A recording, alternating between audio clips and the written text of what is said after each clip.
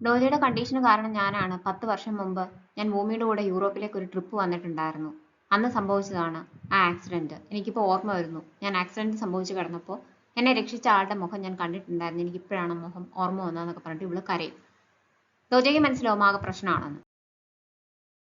അന്നേരം തന്നെ സെഗിയുടെ വീട്ടിലേക്ക് വരും. ആദ്യം ഒന്ന് വിളിക്കുമ്പോൾ അവള് തുറക്കത്തില്ല. അത് കഴിഞ്ഞിട്ടാണ് ഇറങ്ങി വരുന്നത്. കൈ കാണുമ്പോൾ എല്ലാം മുറിഞ്ഞിരിക്കുന്നു. അപ്പോൾ അവിടെ എന്തൊക്കെയോ സംഭവിച്ചിട്ടുണ്ടെന്ന് ഡോജയ്ക്ക് മനസ്സിലാവും. എന്താ പ്രശ്നം എന്ന് ചോദിക്കുമ്പോൾ 10 വർഷം മുമ്പ് ഞാൻ ഭൂമിയുടെ കൂടെ ഒരു യൂറോപ്യൻ ട്രിപ്പിന് പോയിട്ടുണ്ടായിരുന്നു. അന്നാണ് ആദ്യമായിട്ട് ട്രാൻസ്ഫോം ചെയ്തത്. അതൊരു വയസ്സായ ലേഡിയായിട്ടായിരുന്നു. അന്ന് ഞാനൊരു ആക്സിഡൻറ്റിൽ പെട്ടേനെ. പക്ഷേ ഒരാൾ എന്നെ രക്ഷിച്ചു. ആ ആളുടെ മുഖം എൻ്റെ ബോധം പോകുന്നതിന് മുമ്പ് ഞാൻ കണ്ടിട്ടുണ്ടായിരുന്നു. ഇപ്പോഴാണ് ഞാനത് ഓർത്തത്. അത് ഡോജയായിരുന്നു എന്ന് പറഞ്ഞിട്ട് അവൾ കരയും. ഈ 10 വർഷവും ഡോജയുടെ എല്ലാ കഷ്ടപ്പാടിനും കാരണം ഞാനാണ്. ഞാൻ പ്രോമിസ് ചെയ്ത തൊട്ട് നമുക്ക് സന്തോഷമായിട്ട് ഇനി മുന്നോട്ട് പോകാനായിട്ട് പറ്റത്തില്ല എന്ന് അവൾ പറയും. എന്താണ് നമ്മൾ ചെയ്യേണ്ടത്? എനിക്കതൊന്നും ഒരു പ്രശ്നമല്ല എന്ന് ഡോജ പറയുമ്പോൾ ഒന്നും സംഭവിച്ചിട്ടില്ലാത്തത് കൂട്ട് ലൈഫിൽ മുമ്പോട്ടേക്ക് പോകാനായിട്ട് എനിക്ക് പറ്റത്തില്ല. ഡോജയ്ക്ക് പറ്റിയാലും എനിക്കതൊരിക്കലും പറ്റത്തില്ല. കാരണം എനിക്ക് അത്രമാത്രം കുറ്റബോധമുണ്ട്. ഞാൻ കാരണമാണ് ഒരാൾക്ക് ഇത്രയും ബുദ്ധിമുട്ടുകൾ സഹിക്കേണ്ടി വന്നതെന്ന് ഓർക്കുമ്പോൾ എനിക്ക് സന്തോഷമായിട്ട് മുന്നോട്ട് പോകാനായിട്ട് പറ്റത്തില്ല എന്ന് പറയും. അതുകൊണ്ടെന്ന് പറഞ്ഞിട്ട് അവൾ ബാക്കി പറയാൻ വരുമ്പോൾ അത് സമ്മതിക്കാതെ ഞാൻ പിന്നീട് വരാം, നമുക്ക് പിന്നീട് സംസാരിക്കാമെന്ന് പറഞ്ഞിട്ട് കയ്യിൽ നിന്ന കർച്ചീഫ് കൊണ്ട് അവളുടെ മുറിവൊക്കെ കെട്ടിക്കൊടുത്തിട്ടാണ് ഡോജെ തിരിച്ചു പോകുന്നത്. വീട്ടിൽ വന്നിട്ട് ട്രീറ്റ്മെന്റിന്റെ റെക്കോർഡ്സ് ഒക്കെ നോക്കുമ്പോൾ ഡോജെ ഡോക്ടർ ഓ പറഞ്ഞ കാര്യം ഓർക്കും. വേണമെങ്കിൽ സർജറി ചെയ്യാം, പക്ഷേ 5% സക്സസ് റേറ്റേ ഉണ്ടാവുള്ളൂ. അത് സക്സസ് ആയില്ലെങ്കിൽ ജീവൻ വരെ നഷ്ടപ്പെടാൻ സാധ്യതയുണ്ട് എന്ന് പറഞ്ഞത് ഓർത്തിട്ട് അന്നേരം തന്നെ ഡോക്ടറിനെ വിളിക്കും. പിറ്റേ ദിവസം അമ്മയെ കാണാനായിട്ട് ചെല്ലും ഡോജെ. എന്നിട്ട് രണ്ടുപേരും കൂടി ഫുഡ് കഴിക്കാനായിട്ട് പോകും. ഞാൻ കാരണമാണ് ഇത്രയും കാലം നിന്റെ അവസ്ഥ ബാക്കിയുള്ളവരിൽ നിന്ന് മറച്ചു വെക്കേണ്ടി വന്നത്. അത് എൻ്റെ സെൽഫിഷ്നെസ് കാരണമാണെന്ന് അമ്മ പറയുമ്പം അത് സാരമില്ല, എനിക്കും അത് എല്ലാവരോടും പറയാനുള്ള ഒരു ധൈര്യം ഇല്ലായിരുന്നു, അത് ഇപ്പോഴാണ് വന്നതെന്ന് ഡോജെ പറയും. ഞാൻ പക്ഷേ ആ വ്യക്തിയെ രക്ഷിച്ചതിൽ എനിക്കിപ്പോഴും റിഗ്രറ്റ് ഒന്നുമില്ല. ഇനിയും അങ്ങനെ സംഭവിച്ചാൽ ഞാൻ ഇനിയും അത് തന്നെ ചെയ്യുമെന്ന് ഡോജെ പറയും. അപ്പോൾ അമ്മ പറയുന്നത് എനിക്ക് പക്ഷേ റിഗ്രറ്റ് ഉണ്ട്. ആർക്കെങ്കിലും സഹായം വേണമെങ്കിൽ ഹെൽപ്പ് ചെയ്യണമെന്ന് ഞാൻ നിന്നെ പഠിപ്പിച്ചതിൽ എനിക്ക് റിഗ്രറ്റ് ഉണ്ട്. അതുകൊണ്ടാണ് നിനക്ക് ഇത്രയും വർഷം ഇങ്ങനെ സഫർ ചെയ്യേണ്ടി വന്നതെന്നാണ് അമ്മ പറയുന്നത്. ഡോജെ ജൂഹാന്റെ അടുത്ത് ചോദിക്കും, എന്നെ ആദ്യം മീറ്റ് ചെയ്യുമ്പോൾ ഞാൻ എങ്ങനെയായിരുന്നു എന്ന്. അന്ന് വളരെ ചെറുപ്പമായിരുന്നു. ഭാവിയെ കുറിച്ചുള്ള പ്രതീക്ഷയൊക്കെ നഷ്ടപ്പെട്ടിട്ട് ഇരിക്കുന്ന ഒരാളായിരുന്നു. ചില ദിവസങ്ങളിൽ എല്ലാം പഠിച്ചെടുക്കണം, നേരെ ആവണം എന്നൊരു വാശിയുണ്ടായിരുന്നു. എന്നാൽ ചില ദിവസങ്ങളിൽ നിരാശയോടെ എല്ലാത്തിനോടും ദേഷ്യത്തോടെ പ്രതികരിക്കുന്ന ആളെയാണ് ഞാൻ കണ്ടുകൊണ്ടിരുന്നത്. അങ്ങനെ ദിവസങ്ങൾ കടന്നുപോയി. ഒരു ദിവസം എന്നെ റെക്കഗ്നൈസ് ചെയ്തപ്പോൾ എനിക്ക് മനസ്സിലായി ഈ ആൾ എങ്ങനെയായാലും സർവൈവ് ചെയ്യുമെന്ന്. അങ്ങനെയാണ് എനിക്ക് ആ തോന്നലുണ്ടായെന്ന് ജൂഹാൻ പറയും. ഇപ്പോൾ ഡോജെ മനസ്സിൽ വിചാരിക്കുന്നത് ഞാൻ അത്രയും സ്ട്രഗിളിൽ കൂടിയാണോ ആദ്യകാലങ്ങളിൽ കടന്നു പോയത്? ഇപ്പോൾ പ്രശ്നമൊന്നുമില്ലല്ലോ. കുറെ കഴിഞ്ഞപ്പോൾ എല്ലാം അവൻ അക്സെപ്റ്റ് ചെയ്തു. ഞാൻ റിട്ടയർ ചെയ്യുവാണെങ്കിൽ ഭൂമിയുടെ കമ്പനി നഷ്ടത്തിലാവുമെന്ന് വീണ്ടും സെയി ചോദിക്കും. ഇടയ്ക്കിടയ്ക്ക് ഒരു ബ്രേക്ക് വേണമെന്നുണ്ടെങ്കിൽ അത് സെയിക്ക് എടുക്കാം. അതുകൊണ്ടൊന്നും കമ്പനി അങ്ങനെ പ്രശ്നത്തിലാകത്തില്ല. എന്താണ് ഇപ്പോൾ പ്രശ്നം എന്ന് ചോദിക്കും. ബ്രേക്കിന് പോകണോ? അങ്ങനെയാണെങ്കിൽ നമുക്ക് അങ്ങനെ ചെയ്യാമെന്ന് ഭൂമി പറയും. അല്ല വേണ്ട, നമുക്കിനി ഏതൊക്കെ അഡ്വർടൈസ്മെന്റ്സ് ചെയ്തു തീർക്കാനുണ്ട്, ഏതെങ്കിലുമൊക്കെ ഡ്രാമാസ് ചെയ്തു തീർക്കാനുണ്ടോ, എന്താണ് ഇനിയുള്ള എൻ്റെ ടൈം ടേബിൾ എന്നൊക്കെ സെയി ചോദിക്കും. അപ്പോൾ ഏറ്റവും അടുത്തായിട്ട് ചെയ്യാനുള്ളത് ഡോജയുടെ കമ്പനിയുടെ ഒരു ഇവന്റ് ആണെന്ന് ഭൂമി പറയും. ഡയറക്ടർ കിം എല്ലാവരെയും വിളിച്ചു കൂട്ടി മീറ്റിംഗ് നടത്തുകയാണെന്ന് ജൂഹാൻ ഒന്ന് ഡോജയുടെ അടുത്ത് പറയും. ഡോജ അന്നേരം മീറ്റിംഗ് നടക്കുന്ന സ്ഥലത്തേക്ക് വരും. ഞങ്ങൾ ഇവിടെ ഒരു മീറ്റിംഗ് കൂടിയേക്കുമായിരുന്നു. എന്തായാലും ഡോജയ്ക്ക് അസുഖമൊക്കെ ആണല്ലോ, അങ്ങനെ ഒരാളെ എന്തായാലും ഞങ്ങളെ നയിക്കാനായിട്ട് പറ്റത്തില്ല. അതുകൊണ്ട് സിഇഒ സ്ഥാനത്ത് നിന്ന് മാറ്റാൻ വേണ്ടിയിട്ടാണ് ഈ മീറ്റിംഗ് ചേർന്നതെന്ന് ഡയറക്ടർ കിം പറയും. എന്നിട്ട് കളിയാക്കുന്ന പോലെയാണ് സംസാരിക്കുന്നത്. എന്നെ കാണാമോ, ഞാൻ ആരാണെന്ന് മനസ്സിലായോ എന്നൊക്കെ ചോദിക്കും. ഡോജയ്ക്ക് ദേഷ്യം വരും. നിങ്ങളെ നിങ്ങളുടെ സ്ഥാനത്ത് നിന്ന് ടെർമിനേറ്റ് ചെയ്തേക്കുന്നു എന്ന് പറയും. എന്നെ അങ്ങനെയൊന്നും പറഞ്ഞുവിടാനൊന്നും പറ്റത്തില്ല, അതിന് കുറെ പ്രൊസീജിയേഴ്സ് ഒക്കെ ഫോളോ ചെയ്യാനുണ്ട്, തോന്നുകൂട്ടൊന്നും ചെയ്യാൻ പറ്റുന്ന കാര്യങ്ങളല്ല എന്ന് പറയും. ഡോജ പറയുന്നത് അതൊക്കെ ഞാനിപ്പോൾ സ്കിപ്പ് ചെയ്യുകയാണ്, നിങ്ങളെ ഇപ്പം ഞാൻ പറഞ്ഞു വിട്ടേക്കുവാണ്. എന്ത് കോമ്പൻസേഷൻ വേണോ അതെല്ലാം കമ്പനിയുടെ റൂൾ അനുസരിച്ച് നിങ്ങൾക്ക് തരുന്നതായിരിക്കും എന്ന് പറയും. അന്നേരം ഗ്രാൻഡ് ഫാദർ അവിടേക്ക് വരും. ഇയാൾ ചെന്ന് പരാതി പറയാനായിട്ട് ശ്രമിക്കുന്നുണ്ടെങ്കിലും ഗ്രാൻഡ് ഫാദർ മൈൻഡ് ചെയ്യത്തില്ല. ജോലിയിൽ നിന്ന് പറഞ്ഞു വിട്ട ഒരാൾ എന്തിനാണ് ഇവിടെ നിൽക്കുന്നതെന്നാണ് ചോദിക്കുന്നത്. അന്നേരം ബാക്കി എല്ലാവർക്കും കാര്യം മനസ്സിലാവും. അവരെല്ലാവരും അന്ന് എഴുന്നേറ്റ് സ്ഥലം വിടും. ഇയാളുടെ കൂടെ എല്ലാത്തിനും കൂടെ നിന്ന 2-3 പേരുണ്ടായിരുന്നു ആദ്യം ഡോജയൊക്കെ കുറ്റം പറയാനായിട്ട്. അവരും ഇയാളെ മൈൻഡ് ചെയ്യാതെ പോകും. ഡോജയുടെ കമ്പനിയിലാണ് പിറ്റേ ദിവസം സെയിക്ക് ഫോട്ടോഷൂട്ട്. അവളത് വന്ന് അറ്റൻഡ് ചെയ്യും. അതിനുശേഷം മാറി അവിടെ ഇരിക്കുന്നത് കാണുമ്പോഴത്തേക്കും ഡോജെ ദൂരെ നിന്ന് ഇങ്ങനെ നോക്കിക്കൊണ്ട് നിൽക്കും. ഭൂമി ഒരു ഫോൺ കോൾ കഴിഞ്ഞിട്ട് തിരിച്ചു വരുമ്പോൾ ഡോജെ മാറി നിന്ന് നോക്കുന്നതാണ് കാണുന്നത്. ഞാൻ ചെന്ന് സേഗി എടുത്ത് പറയട്ടെ, വിളിക്കണോ, ഇപ്പൊ റെസ്റ്റ് എടുക്കുകയാണെന്ന് പറയുമ്പോൾ വേണ്ട, ഞാൻ ഇവിടെ നിന്ന് കണ്ടോളാം, സങ്കടപ്പെട്ടാണല്ലോ ഇരിക്കുന്നതെന്ന് ചോദിച്ചിട്ടാണ് ഡോജെ പോകുന്നത്. ഭൂമിക്ക് സംശയമുണ്ട്, എന്തുകൊണ്ടാണ് ഇപ്പൊ ഫോൺ നോക്കാത്തത്, 2 ദിവസം ആയല്ലോ. മറ്റേത് ഡോജയുടെ കോളിന് വേണ്ടിയിട്ട് വെയിറ്റ് ചെയ്യുമായിരുന്നല്ലോ. ഡോജെ ഇന്ന് വന്നിട്ട് അവിടെ നിന്ന് ഫോട്ടോഷൂട്ടൊക്കെ ദൂരെ നിന്ന് മാറി നിന്ന് കണ്ടിട്ടാണ് പോയത്. ഞാൻ വിളിക്കട്ടെ എന്ന് ചോദിച്ചപ്പോൾ വേണ്ടാന്ന് എന്നോട് പറഞ്ഞു എന്ന് ഭൂമി പറയും. ഇത് കേൾക്കുന്നുണ്ടെ കാർ തിരിച്ച് ഡോജയുടെ കമ്പനിയുടെ അവിടേക്ക് കൊണ്ടുപോകാനായിട്ട് സേഗി പറയും. അവിടെ ചെല്ലുമ്പോൾ ഡോജെ തിരിച്ചിറങ്ങുന്ന കാണും. ദൂരെ നിന്ന് ഡോജയെ നോക്കിയിട്ടാണ് ഇവിടെ പോകുന്നത്. ഡോജയ്ക്ക് സങ്കടം പറയാൻ വേറെ ആരും ഇല്ലാത്തതുകൊണ്ട് ഇൻഹോയാണ് വിളിക്കുന്നത്. ദൈവം ശരിക്കുമുണ്ടോ, അങ്ങനെ ഒരു ദൈവം ഉണ്ടെങ്കിൽ ഞാൻ ആ ദൈവത്തിനെ വെറുക്കുന്നതിൽ പ്രശ്നമുണ്ടോ എന്ന് ചോദിക്കും. അവന് എന്തൊക്കെ സങ്കടങ്ങളുണ്ടെന്ന് ഇൻഹോയ്ക്ക് മനസ്സിലാവും. അവന്റെ കണ്ടീഷൻ കാരണമാണെന്നാണ് ഇൻഹോ വിചാരിക്കുന്നത്. എനിക്കും ഈ സംശയം ഉണ്ടായിരുന്നു, ഞാനും ആദ്യം ഇതുപോലെയായിരുന്നു. സേഗിക്ക് ഇങ്ങനെ ഒരു അവസ്ഥ വന്നപ്പോൾ എനിക്ക് ഇങ്ങനെയൊക്കെ സംശയങ്ങൾ ഉണ്ടായിരുന്നു, അത് സ്വാഭാവികമാണെന്ന് പറയും. ഞാൻ ആ ദൈവത്തിനെ വെറുക്കുന്നത് കൊണ്ട് കുഴപ്പമുണ്ടോ എന്ന് ഡോജെ ചോദിക്കുമ്പോൾ അത് സാരമില്ല, ഡോജയ്ക്ക് വേണ്ടി ഞാൻ റിപ്പൻഡ് ചെയ്തോളാം എന്നാണ് ഇൻഹോ പറയുന്നത്. അങ്ങനെ അവർ കുറച്ചു നേരം സംസാരിക്കും. എനിക്ക് കണ്ണാടിയിൽ പോലും എൻ്റെ മുഖം തിരിച്ചറിയാനായിട്ട് പറ്റത്തില്ല. സേഗി എൻ്റെ കണ്ണാടിയാണ്, എനിക്ക് സേഗിയുടെ അവസ്ഥയും മനസ്സിലാവും, പക്ഷെ അവളെ തിരിച്ചറിയാൻ പറ്റുന്നില്ല എന്നൊക്കെ ഡോജെ ഇങ്ങനെ സങ്കടം പറയും. പിറ്റേ ദിവസം ഭൂമിയെയും സേഗിയും കാണുമ്പോൾ ഇൻഹോ പറയും, ഇതുപോലെ ഡോജെ എന്നെ ഇന്നലെ വിളിച്ചിട്ടുണ്ടായിരുന്നു, ഞങ്ങൾ രണ്ടുപേരും കൂടിയാണ് ഇന്നലെ മീറ്റ് ചെയ്തിട്ടുണ്ടായിരുന്നു എന്നൊക്കെ. സേഗി അതിന് മറുപടി ഒന്നും പറയാതെ മിണ്ടാതിരിക്കും ആദ്യം. അപ്പൊ എന്തെങ്കിലും പ്രശ്നമുണ്ടോ എന്ന് ഭൂമി ചോദിക്കും.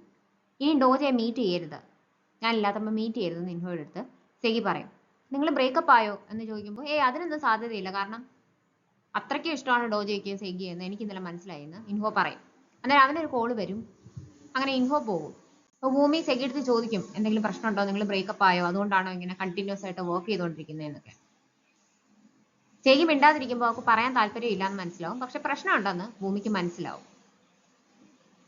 ഞാൻ അമ്മയെ കാണാനായിട്ട് പോവുകയാണ്, അത് കഴിയുമ്പോൾ പ്രസ് മീറ്റ് അറ്റൻഡ് ചെയ്യണം, യൂറി അറ്റൻഡ് ചെയ്യത്തില്ല എന്ന് പറഞ്ഞിട്ടുണ്ട്, അതുകൊണ്ട് അതും അറ്റൻഡ് ചെയ്യണം എന്ന് പറഞ്ഞിട്ട് സേഗി അവിടുന്ന് പോകും.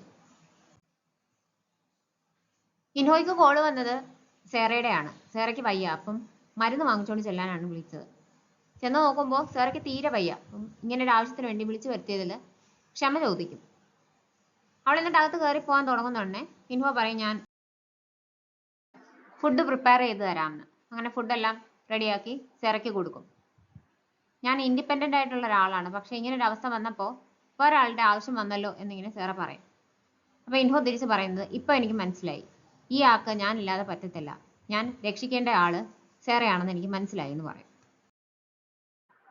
സേഗി അമ്മയുടെ ആഷസ് വെച്ചിരിക്കുന്ന സ്ഥലത്ത് വിസിറ്റ് ചെയ്യാനായിട്ട് വരും. അമ്മയ്ക്ക് പ്രോമിസ് കൊടുത്തിട്ടുണ്ടായിരുന്നല്ലോ ഡോജയുടെ കൂടെ സന്തോഷമായിട്ട് ജീവിച്ചോളാം എന്ന്. ആ ഒരു പ്രോമിസ് കീപ്പ് ചെയ്യാനായിട്ട് പറ്റത്തില്ല, അമ്മ എന്നോട് ക്ഷമിക്കണം എന്നാണ് അവൾ പറയുന്നത്. സേഗി അവിടുന്ന് ഡോജയുടെ അമ്മയെ മീറ്റ് ചെയ്യാനാണ് പോകുന്നത്. ഡോജയുടെ അമ്മയ്ക്ക് ഇവിടെ കാണുമ്പോൾ നല്ല സന്തോഷമാണ്. ഇവർക്ക് വേണ്ടി ഒരുപാട് ഗിഫ്റ്റ്സ് ഒക്കെ വാങ്ങിച്ചു വെച്ചിട്ടുണ്ടായിരുന്നു. ഞാനിപ്പോൾ എവിടെ പോയാലും സേഗിയെ പറ്റിയാണ് ആലോചിക്കുന്നത്, എന്ത് കണ്ടാലും സേഗിക്ക് വേണ്ടി വാങ്ങിക്കണം എന്നൊക്കെ എനിക്ക് തോന്നും എന്നൊക്കെ പറഞ്ഞിട്ടാണ് അമ്മ സംസാരിച്ചു തുടങ്ങുന്നത്. ഇവൾ അമ്മയോട് ക്ഷമിക്കണം എന്ന് പറയും. ഞാൻ ഡോജയായിട്ട് ബ്രേക്കപ്പ് ആവാൻ പോവുകയാണ്, ഞാനിപ്പോൾ ഡോജയുടെ വീക്ക്നെസ് ആയിട്ട് മാറിയിരിക്കുകയാണ്, അമ്മ ഡോജയെ ആശ്വസിപ്പിക്കണം എന്നാണ് ഇവൾ പറയുന്നത്. അപ്പം അമ്മ ചോദിക്കുന്നത് ഡോജയുടെ കണ്ടീഷൻ കാരണമാണോ എന്ന് ചോദിക്കുമ്പോൾ കൂടുതലൊന്നും എക്സ്പ്ലെയിൻ ചെയ്യാതെ അതേന്നാണ് സേഗി പറയുന്നത്.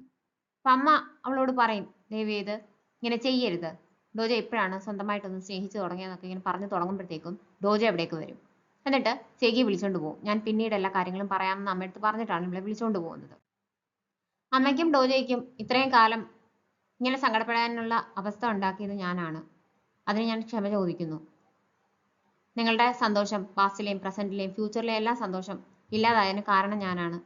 അതുകൊണ്ട് നമുക്ക് മുമ്പോട്ട് പോയാൽ ശരിയാകത്തില്ല, നമുക്ക് ഇവിടെ വെച്ച് ഈ റിലേഷൻ നിർത്താം, എന്നെ മറക്കണമെന്ന് പറഞ്ഞിട്ടാണ് സേഗി അവിടുന്ന് പോകുന്നത്. ഡോജെ അത് പറ്റത്തില്ല എന്നൊക്കെ പറയുന്നുണ്ട്, പക്ഷെ സേഗി സമ്മതിക്കുന്നില്ല. സേഗിയുടെയും യൂറിയുടെയും മൂവിയുടെ പ്രീമിയർ നടക്കുകയാണ്.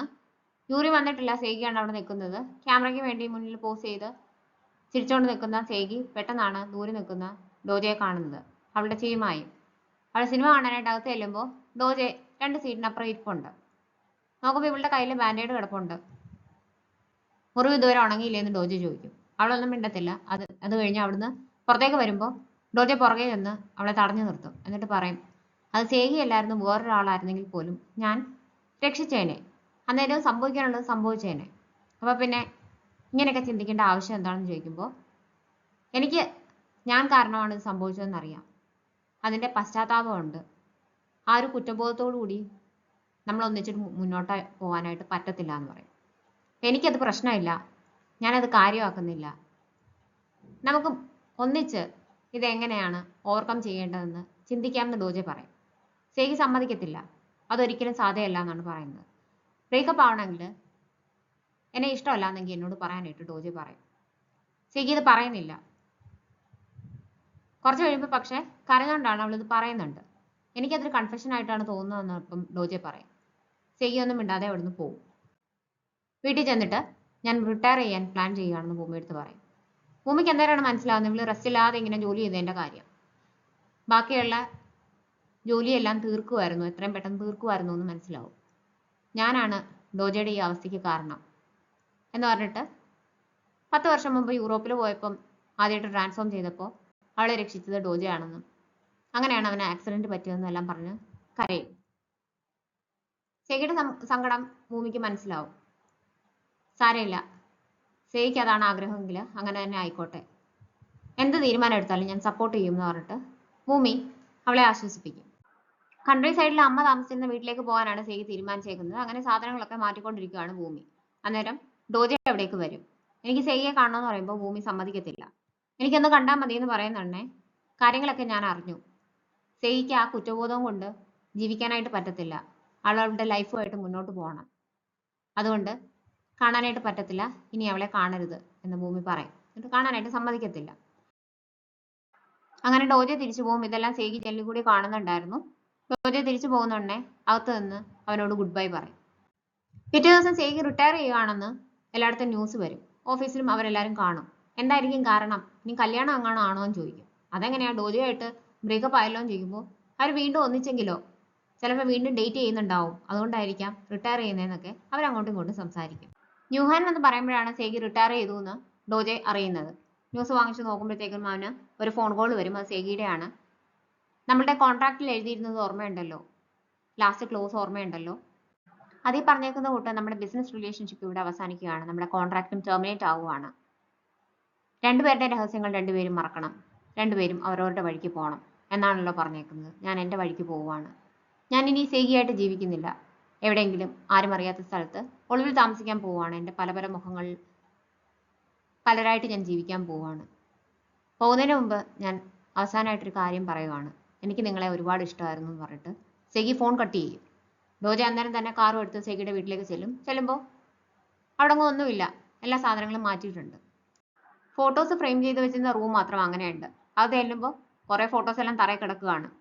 അവന് മനസ്സിലാവും എങ്ങനെയാണ് സേഗിയുടെ കൈ മുറിഞ്ഞതെന്ന്. ഈ ഫോട്ടോസ് എല്ലാം ഞാൻ തന്നെയാണ്, ഇതെല്ലാം എൻ്റെ ഓർമ്മകളാണ്, ഇതിൽ ഏറ്റവും വലിയ ഫ്രെയിമിൽ ഞാൻ എൻ്റെ ഫോട്ടോ വെക്കും, എൻ്റെ ശരിക്കുള്ള മുഖം എന്തെങ്കിലും ഒരു ദിവസം ഞാൻ വെക്കും എന്ന് സേഗി പറഞ്ഞത് അവനിങ്ങനെ ഓർക്കും.